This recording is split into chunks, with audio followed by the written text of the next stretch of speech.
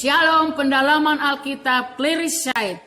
Daniel 4 disadur dari santapan harian ayat 1 sampai 27. Suarakanlah kebenaran.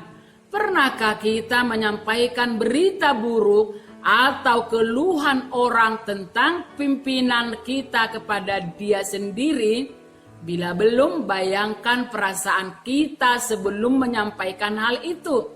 Tentu kita akan berusaha menyusun kata-kata sehalus mungkin agar tidak menyinggung perasaannya. Raja Nebukadnezar kembali mendapat mimpi yang meresahkan hatinya. Karena itu ia mencari orang yang bisa memberitahu artinya. Namun satu pun di antara orang bijaksana di Babel yang dapat melakukan hal itu. Ternyata mimpi itu adalah pesan Tuhan buat raja. Tuhan ingin memberitahu bahwa Allah berkuasa atas pemerintahan dunia. Allah berkuasa menundukkan siapapun yang Dia kehendaki untuk memegang tampuk kepemimpinan dalam pemerintahan. Maka tak boleh ada orang yang menyombongkan diri, menyombongkan kuasa yang dimilikinya. Bila raja menyombongkan diri, ia akan dihukum Tuhan. Tuhan akan merendahkan dia hingga kehilangan akal budi dan hidup seperti hewan. Hanya bila dia mengakui kemahakuasaan Tuhan, barulah dia dipulihkan. Itulah pesan yang harus disampaikan Daniel kepada raja. Pesan itu sangat sensitif karena menyangkut ego seorang raja besar yang berhasil menaklukkan bangsa-bangsa. Bila Daniel tidak bijak menyampaikan, bukan tidak mungkin beresiko nyawa. Daniel bukanlah tokoh utama dalam kisah ini, tetapi kita bisa melihat bagaimana ia melakukan tugasnya dengan baik. Meski berat dan bersifat sensitif, Daniel tetap harus mengungkapkan pesan Tuhan. Ia malah menghimbau raja agar merespon pesan Allah dengan bertobat, berlaku adil, serta berbelas kasihan pada orang-orang yang tertindas. Di Indonesia begitu banyak orang yang sewenang-wenang dalam menjalankan kuasa yang dipercayakan pada mereka. Sebagai orang beriman, kita tidak bisa tinggal diam saja menyaksikan semua itu. Kita harus berani menyuarakan pesan Tuhan bagi dunia ini. Kita harus mengingatkan mereka tentang pertanggungjawaban mereka kepada Tuhan, yakni atas karya serta kuasa yang diserahkan pada mereka. Ayat 28 sampai 37. Jangan sombong. Ada orang-orang tertentu yang mengharapkan Tuhan menyatakan diri secara langsung. Seolah dengan demikian jalan hidup mereka akan berubah.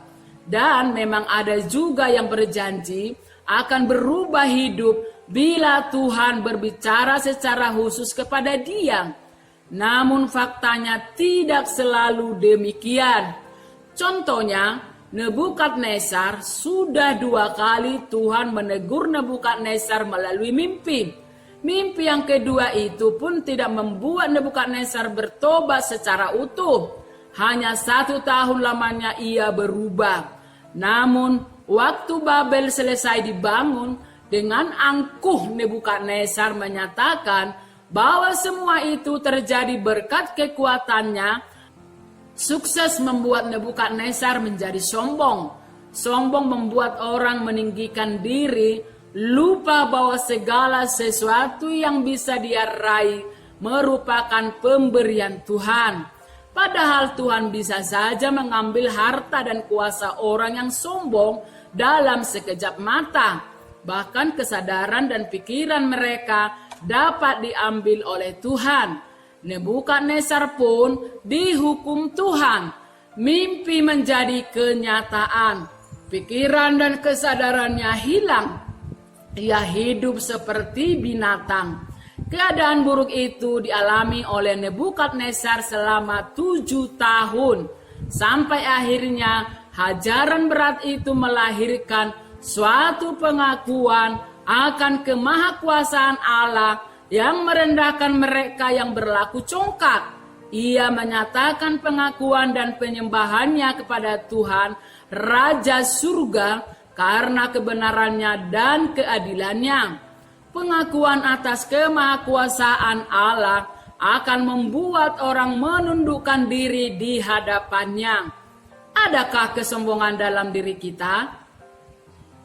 Kita perlu berhati-hati menjawab pertanyaan ini, karena pada saat kita menyatakan bahwa kita tidak sombong, justru disitulah letak kesombongan kita. Sebab itu kita perlu waspada, karena sesungguhnya benih kesombongan itu ada dalam diri tiap orang. Maka yang perlu kita lakukan adalah sadar bahwa segala sesuatu adalah dari Dia, oleh Dia, dan kepada Dia. Bagi Dialah kemuliaan sampai selama-lamanya. Daniel 5 disadur dari santapan harian. Belajar dari sejarah. Raja Belshazzar rupanya tidak belajar dari sejarah. Ia lupa bahwa ayahnya pernah dihukum Tuhan hingga hidup seperti hewan. Itu terjadi karena Nebukadnezar telah berlaku sombong di hadapan Allah yang Maha Kuasa. Belshazzar juga melakukan kesalahan yang sama. Kekuasaan yang dia miliki membuat ia tidak punya rasa takut pada siapapun, bahkan kepada Allah Israel yang seharusnya ia kenal melalui riwayat hidup ayahnya. Maka ia pun berlaku sembarangan terhadap Allah.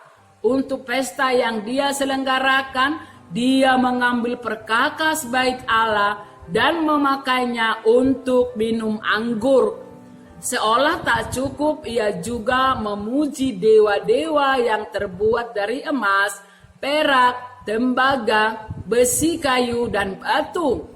Seolah tak cukup, ia juga memuja dewa-dewa yang terbuat dari emas, perak, tembaga, besi, kayu, dan batu. Jelas saja Tuhan marah kepada manusia yang melecehkan hadiratnya. Kemarahan Tuhan itu lalu disampaikan melalui tulisan di dinding. Ketakutan melanda hati sang raja ketika melihat jari-jari yang menari-nari di dinding menuliskan kalimat yang tidak dia pahami, baik isi maupun artinya. Ketika akhirnya Daniel menyampaikan makna kalimat tersebut, barulah tampak bahwa sesungguhnya Tuhan sedang murka. Sebagai hukuman, Tuhan akan membuat kerajaan itu terpecah menjadi 2. Sungguh mengerikan akibat yang terjadi karena kesombongan dan akibat yang harus diderita bila orang tidak belajar dari sejarah. Sebab itu kita perlu belajar kisah hidup sesama orang beriman maupun kisah tokoh-tokoh Alkitab. Kita perlu belajar baik dari setiap teladan maupun dari setiap kesalahan yang telah dibuat orang lain. Jangan sampai kita jatuh ke dalam kesalahan yang sama. Karena itu penting bagi kita untuk bukan hanya sekedar membaca Alkitab. Kita juga perlu meneliti dengan metode baca gali Alkitab agar bisa memahami teladan apa yang kita dapatkan dari tiap tokoh yang kita pelajari dan peringatan apa yang harus kita camkan baik-baik dan kemudian dihindari. Dengan demikian, hidup kita akan terus diasah menjadi hidup yang semakin berpadanan dengan kebenaran Allah. Terima kasih, Tuhan Yesus memberkati.